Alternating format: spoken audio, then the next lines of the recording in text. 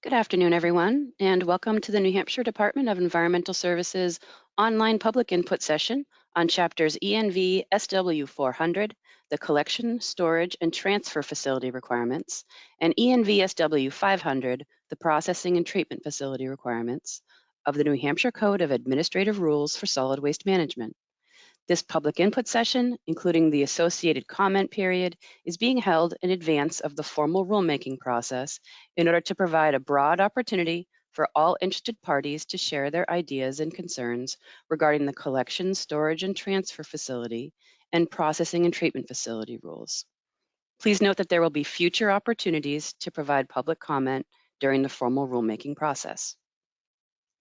In addition to today's session, we encourage attendees to submit comments in writing to DES by Monday, April 24th at 4 p.m. My name is Leah McKenna, and I am the Administrator of the Solid Waste Management Bureau in the Waste Management Division of the New Hampshire Department of Environmental Services. I'll be moderating this public input session.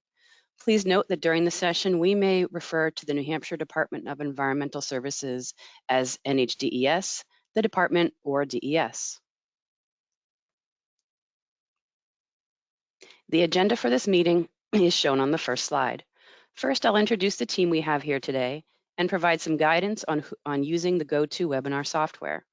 Then we'll hear from Jamie Colby, who will give us a brief description of the existing solid waste rules and present ideas the department is considering for rule changes. This will be followed by an opportunity for public input. The meeting will end at 4 p.m. Now I'd like to take a moment to introduce you to the team that we have supporting this public input session. From the Solid Waste Management Bureau, we have Jamie Colby and Emily Jones.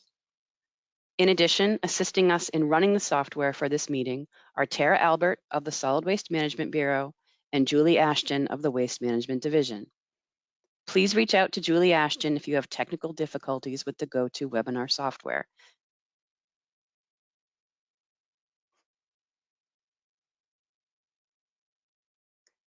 As previously stated, the purpose of today's public input session is to provide a broad opportunity for all interested parties to share their ideas and concerns regarding rules for the collection, storage, and transfer facilities, which we call CSTs, and processing and treatment facilities, also called PTs, in advance of New Hampshire DES's work to draft proposed rule amendments. This public input session is not required by statute or rule, but we wanted to provide an informal opportunity for the public to propose changes to these two chapters prior to starting the formal rulemaking process. Once the formal rulemaking process starts, we will propose specific rule language changes on which the public can comment. We do not have specific proposed rule changes at this time, just ideas under consideration. As noted on the slide, these chapters are set to expire July 1st, 2024. To ensure readoption of these chapters before they expire, DES will soon start drafting proposed language. All participants joining us online have the opportunity to listen and will be able to speak when invited through the GoToWebinar platform. Telephone-only participants will not be able to provide input verbally, but encouraged to submit written comments in accordance with the notice. At this time, I'm going to provide an introduction to the GoToWebinar platform that we are using for this meeting. When you're logged into GoToWebinar, you will see an orange rectangle with a white arrow, typically found in the upper right corner of your screen. Clicking this arrow will show the GoToWebinar dashboard.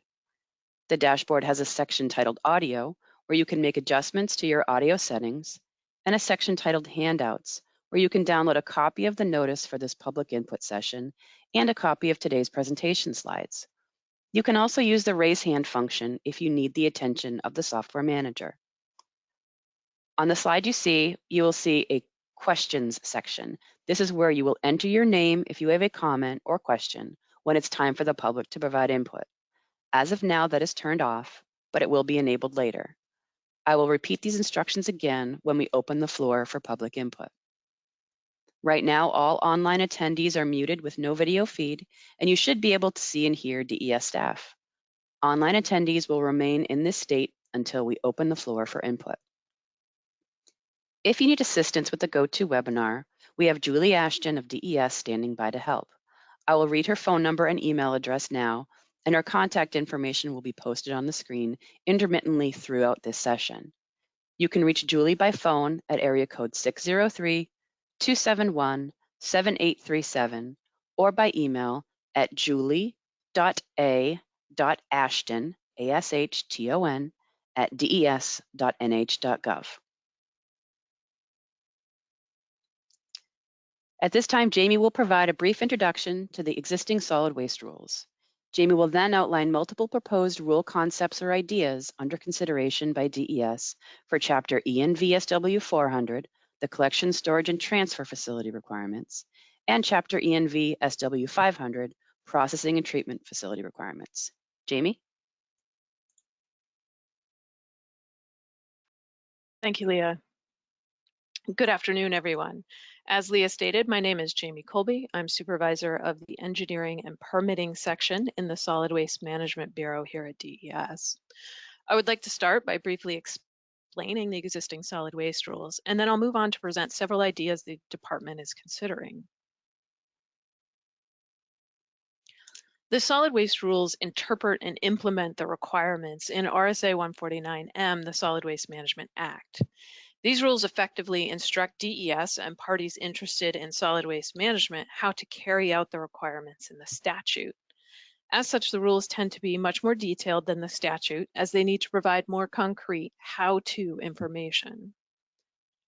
It's important to understand a bit about the structure of New Hampshire's solid waste rules. The solid waste rules are layered, like a pyramid, one on top of another. At the base of our pyramid, we have rules about definitions, processes, and procedures. These are rules that describe how to implement the solid waste program and permitting system required by statute. On top of that foundation, we have rules applicable to all solid waste facilities. These are known as the universal facility requirements.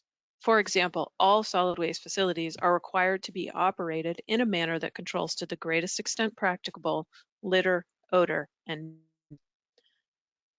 following the universal requirements, we have rules applicable only to permitted facilities. These are known as the additional facility requirements.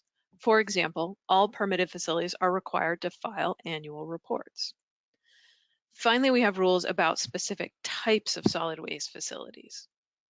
Note that there are only 3 types of solid waste facilities: collection, storage, and transfer facilities, where waste comes in and waste goes out; processing and treatment facilities, where waste comes in and a product and a waste go out; and landfills, where waste comes in and waste stays.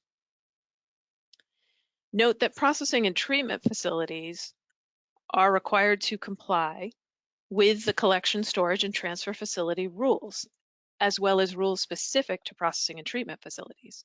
If you look at the pyramid on the screen, you can see how they're layered on top. And this afternoon, we are specifically seeking input on the requirements for collection, storage, and transfer facilities and processing and treatment facilities.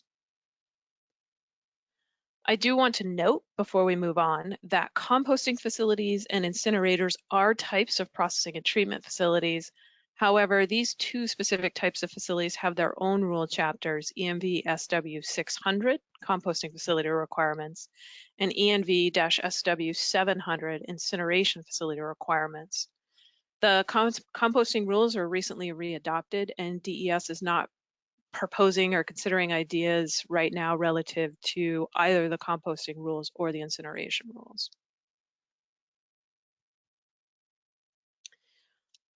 Collections and transfer facilities, also known as CSTs, like your local transfer station, are defined as facilities which collect waste from any location, store the waste for a limited period of time, and subsequently transfer the waste to another location without having changed the characteristics of the waste as received, except by having sorted, packaged, or compacted the waste. Think of a cardboard baler. The chapter for CST facility requirements is organized as shown on the slide. There are sections to identify when the rules in this chapter are applicable to a facility and the permitting requirements for a CST facility. Then the rules outline basic requirements for siting, design, operation, and closure of a CST. At the end of the chapter, the rules identify types of CSTs that are eligible for a permit by notification, which is a straightforward kind of lower tier permit. and when CSTs are not required to have a permit, that is when they are permit exempt.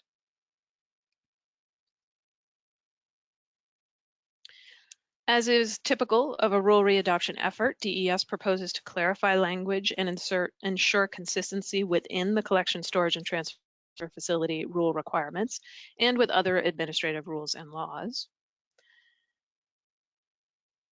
With regards to permits by notification, we are considering a CST facility option for a single non-select recyclable.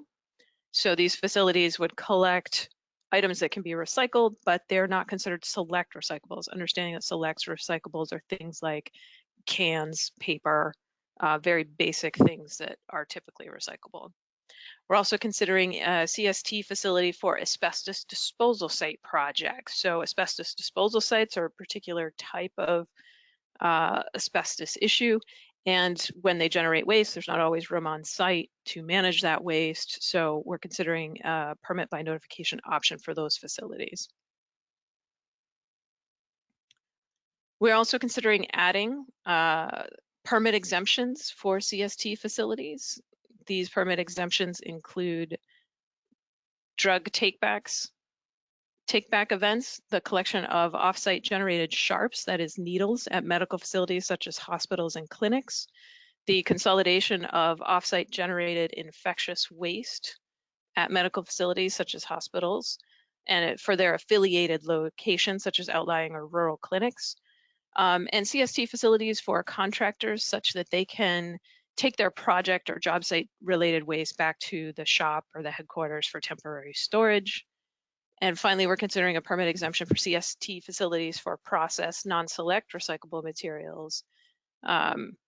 Understand that a processed material is basically baled and ready for market. This option currently exists for select recyclables, and we are considering extending that to non-select recyclables.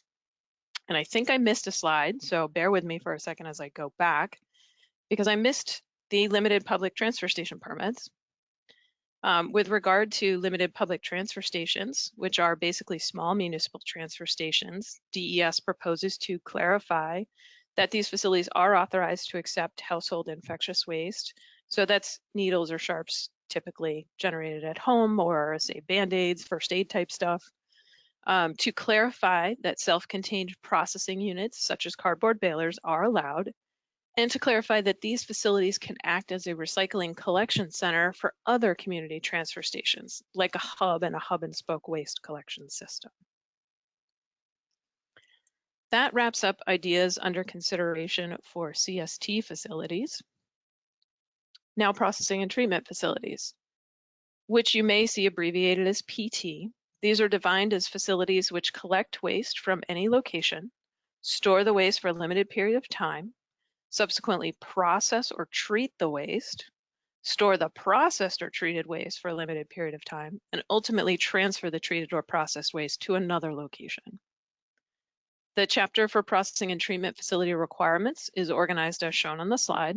Similar to CSTs, there are sections to identify when the rules in this chapter are applicable and the permitting requirements for a processing and treatment facility. Then the rules outline basic requirements for siting, design, operation, and closure of a processing and treatment facility. At the end of the chapter, the rules identify types of processing and treatment facilities that are eligible for a permit by notification, again, that more straightforward lower tier permit, and when processing and treatment facilities are not required to have a permit, that is, when they are permit exempt. Now, there are just a few ideas under consideration for processing and treatment facilities. Again, DES proposes to review and update the whole chapter for clarity and consistency within the chapter itself and with other administrative rules and laws. DES is also considering the addition of 2 different permit by notification facilities, considering the addition of a PBN for veterinary laboratories to process and treat infectious animal waste, and adding a permit by notification, or PBN, for facilities that only process a single waste stream, for example, vegetable oil, and they process it into an intermediate product for market, where the market will make it into a certified waste derived product, such as biodiesel. Remember, you can download these slides from the handout section in your GoToWebinar dashboard, and we plan to post them to the solid waste webpage on the DES website within the next few days. The rules and the solid waste statute are available online through either the DES website or the state legislature's website. Links are included on the last slide of this presentation. Thank you for listening. I really hope this list has helped provide some context for the types of changes DES is considering for the collection, storage, and transfer facilities and processing and treatment facility rules, and it's perhaps inspired more ideas that you can share with us. Thank you. Leah? Thank you, Jamie. In a few moments, we will take a break. However, I would like to go over the ground rules for providing public input first. Our objective this afternoon is to give everyone who wishes to speak a reasonable opportunity to do so. After you have provided your name in accordance with the instructions, I will call on people to speak in the order displayed on the screen. Based on the number of attendees, I request that you limit your time to 4 minutes, and I will attempt to alert you at the 3-minute mark. Please graciously yield the floor within 4 minutes so that I can call the next speaker in line. We are frequently asked whether a speaker can yield their time to another speaker of their choice. However, this practice will not be allowed during this session. Instead, we intend to proceed through the list of names to give everyone the time they need to provide their comments. In other words, the person you might wish to yield your time to will have plenty of opportunity to provide input. They will just need to add their name in the question box and wait for their turn in line. When I call your name, if you decide you do not wish to speak at that time, just let me know, and we will place your name at the end of the list to be called on after all of the other speakers have cycled. Written comments may be submitted in writing to DES at any time before April 24th at 4 p.m. instead of or in addition to providing comments at this public input session. Please submit comments using either DES's mailing address or by email at swmbrules@des.nh.gov. And again, please note that there will be future opportunities to provide public comment during the formal rulemaking process. Please listen closely to the following instructions on how to provide oral comments using GoToWebinar. And as a reminder, these instructions are not applicable to our telephone-only attendees who are in listen-only mode. For oral comments, we will enable the GoToWebinar question function. Using this function, you will let DES know that you would like to provide input by entering your full name into the GoToWebinar question box. The information typed in the question box is not your public comment, and you should not type any substantive content in this box. In order to be added to the list to provide oral comments, you must enter your name. If you are a state senator or representative, please also write this before your name. Please note when you are unmuted and speaking, DES and all other attendees will hear you, but your video feed will not be transmitted. Tara, will you please enable the question function and confirm that it is available to attendees? Leah, I have enabled it and it is available. Thank you, Tara. You should now see the question box in the GoToWebinar dashboard. If you want to provide input, please type your name in the question box and then simply hit enter to submit. We will be monitoring the list of attendees who are submitting this information and will place your name in the queue. Remember that if you need technical assistance with getting onto the list to provide comments, Julie Ashton of DES is available by phone at 603-271-7837 or by email at julie.a.ashton@des.nh.gov. We will now take a short break to enter names on the list, and we'll be back in 5 minutes. So that's at 1:25.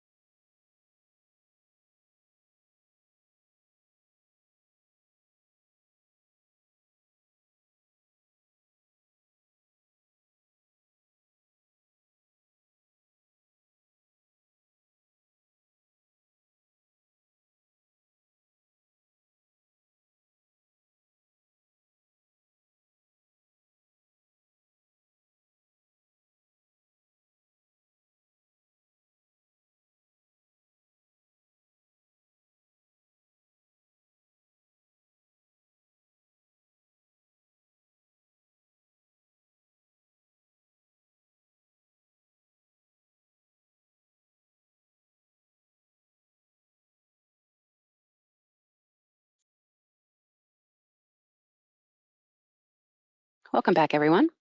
As I mentioned earlier, our objective this afternoon is to give everyone who wishes to speak a reasonable opportunity to do so. If your comments will not fit inside the allotted time of 4 minutes, you are welcome to enter your name again in the question box to speak at the end of the queue. Also, please be respectful of one another.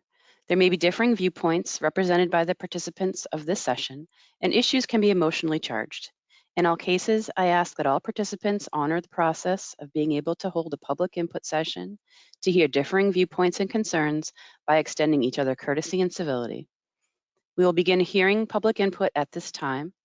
I will call on individuals one at a time. When called on, please ensure that your microphone is not muted and begin your comments by stating your name. Sorry. So first, we have Eric Steinhauser on the list. Eric? Good afternoon. Thank you for allowing me to speak. First of all, thank you to DES for going through this process. I know it's a lot of work and lots of stuff to do. So a couple of just real quick things. One is, which we'll probably do, is help clarify the language. There's some double negatives in the rules, which can make it difficult to interpret correctly. Also, some of the writing is very legalistic. And again, it makes it difficult for permittees or people looking to do permits to really understand what we're trying to accomplish.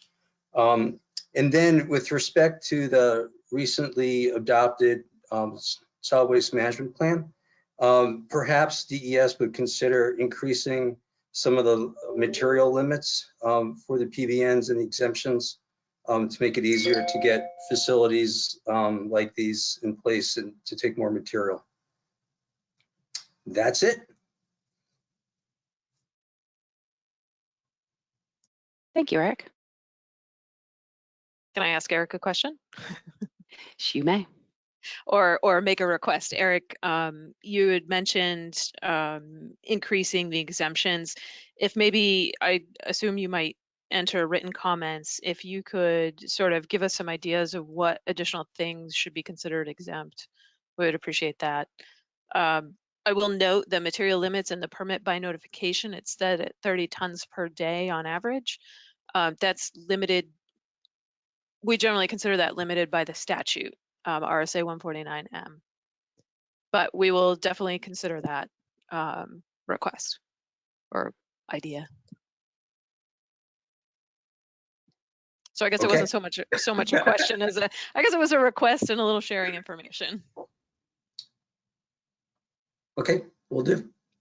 Thanks. Thank you, Eric, for your comment.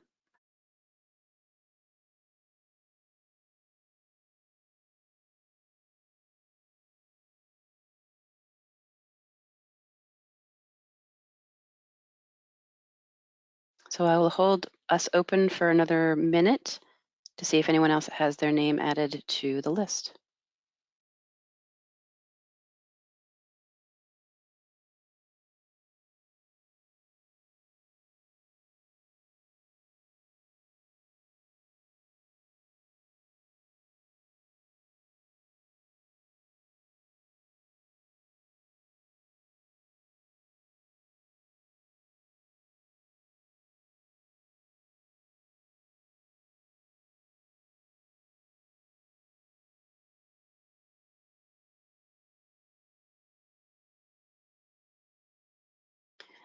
Seeing no one else wishes to provide comments, I'm going to prepare to close the session.